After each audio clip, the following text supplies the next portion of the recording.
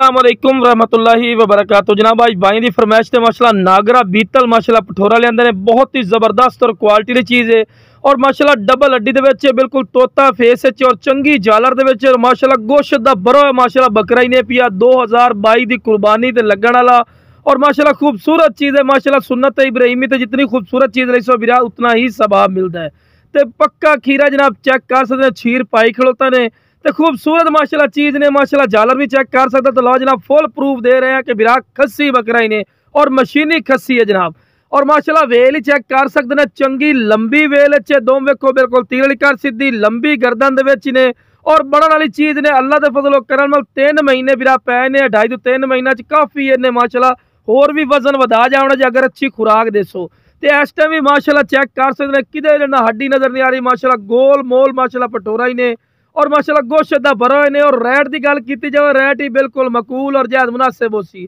तो उस तो पहले तुहानू टोर फिर के बिरा विखाईने कि माशाल्लाह सेहतमंद और माशाल्लाह एक्टिव ने, कोई लंगड़ा या लूला नहीं, माशाल्लाह एक्टिव चीज़ ने और खूबसूरत माशाल्लाह चीज़ है। तो लो जनाब माशाल्लाह चेक कर सकते, चारा वगैरह ही खवा के बिरा विखा रहे हैं कि तुहानू पता लगे कि माशाल्लाह एक्टिव और सेहतमंद है, कोई बीमार वगैरह नहीं है। लखां वाली चीज़ है, इंशाल्लाह तुहानू हज़ारा ही देवांगे क्योंकि तुसी सुन्नत इब्राहिमी ते जनाब लामना पिया। तो माशाल्लाह चंगे हाइट कद ने कम अज कम 35 तो 36 इंच माशाल्लाह दी हाइट है। तो खूबसूरत माशाल्लाह पठोरा है।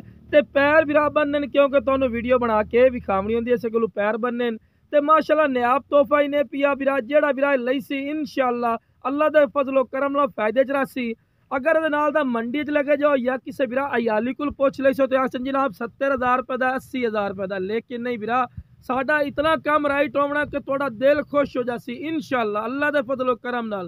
ये जनाब पहले रोज़े दा फखरिया पेशकशी ने जनाब जेड़ा बिरा इंशाल्लाह पहले कॉल करसी फायदे च रासी। और वेल ही चेक कर सकते हैं, चंगी लंबी well her point A plus माशाल्लाह गोश्त दा भरा ही ने बिरा और खावन दा शदादा माशाल्लाह सुक्का ही दे सो फिर भी खौसी इंशाल्लाह। तो बिरा खूबसूरत चीज़ ने तो माशाल्लाह फेस ब्यूटी भी अच्छी है। तो जिस बिरा चाहिए जनाब स्क्रीन पर नंबर चलता फिर इस रबता कर लवे है इंशाल्लाह अल्लाह दे फजलो करम नाल प्यार मुहब्बत रह जिमें बिरा खुश हो।